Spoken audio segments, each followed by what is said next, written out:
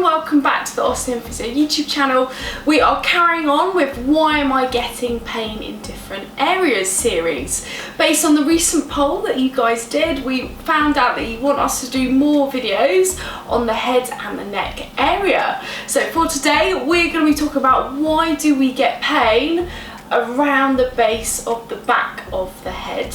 There are lots of different causes for pain and pressure around the back of the head. Probably one of the most common causes of tightness and pain around here is contraction of your suboccipital muscles. So the muscles attaching underneath the occiput of your cranium, so right at the base of the head here. What happens if we're looking down at our phones, or we're doing a lot of driving, or we're sitting at a desk? What happens is we tend to drop the head down for long periods of time. These muscles contract to keep the eyes level. So if you're dropping your head forward, they have to contract more to hold the head in the optimal position. So if we do these habits, little and often, doesn't necessarily manifest into that chronic tightness through there. But if we're doing stuff over and over and over again, and we're constantly contracting up into the neck and around the back of the head, it can become incredibly tender. What we normally find on assessment is on palpation, you start to push around the back of the head. And so one of the things we would do as osteopaths is to push and palpate around here. And what normally happens is it gives very, very local tenderness around this part of the neck, which people say sometimes just stays very local, but can also refer up around the back of the head. What we normally find as well is when they're dropping their chin down, or they're looking up or rotating side to side, you normally find that there's a general stiffness and ache around the neck area, with everything just feeling really, really solid. What the suboccipital tightness can also cause are tension type headaches. So not only do people get localized pain through here, but they almost feel like a vice, like someone's holding the head really, really tight and feeling that pressure over the frontal area. The second type of condition that can cause pain around the back and the base of the head can be all linked to osteoarthritis of the cervical spine. So particularly C1, C2, C2, C3, so the joints right at the top of the neck. So this can be really common, similar to suboccipital tightness and tension type headaches. It can be due to working on a computer, looking at your phone, anything where you're looking down. Over time that can cause a little bit of stiffness and soreness to form.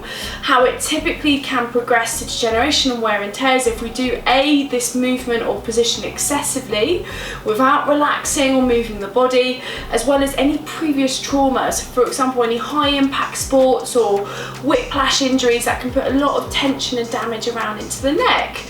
It can present very similar to that suboccipital tightness where there's pressure around the head, but more commonly if there's any kind of degeneration to the facet joints, i.e. the joints that rotate and move the neck, you get something called spondyloarthrosis, which can give very, very specific localized pain around the joints into the top of the neck.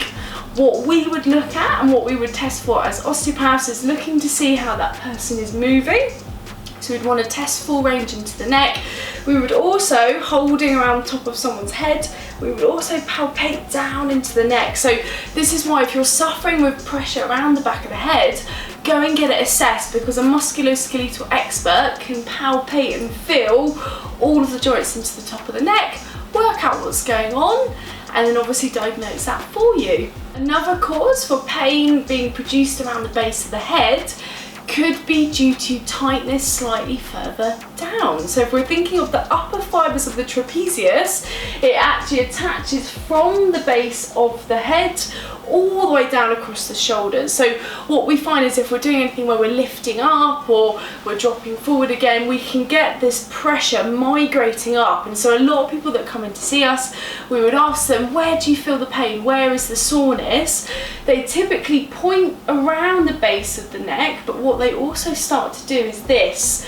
And you see this hand follow down across the shoulder. So what they're doing is they're palpating both attachments of those upper fibres, as well as tension in the belly of the muscle. Common patterns that we find, if it's due to tension within the upper fibres of the trapezius, maybe, you know, getting worse during the day as they're using the muscles, so it's fatiguing. They might find lifting up or turning the neck pulls and causes pressure around that area. And very similar to that suboccipital tightness, if the muscle pulls on the attachment on the anaesthesis and it pulls down and everything gets quite tight, it causes that localized pressure around the base of the head. So it's really common with all of these conditions. There's a massive overlap. So although we've separated them today, it's very common if you've got pressure around here for you to feel it in different areas. Finally, the last thing that I want to talk about is pressure and pain around the TMJ. So what a lot of people don't realise, and this links back to that suboccipital tightness, is if there's pressure and tightness around your jaw joint, so your TMJ, you typically get pressure around the masseter, the temporalis. But what also happens, if we're thinking of mechanics, if it's tight and everything's dropping forward, we also typically get that associated pressure around the base of the head. So with each of these, like I said, definitely get it assessed and work out what's going on from musculoskeletal expert.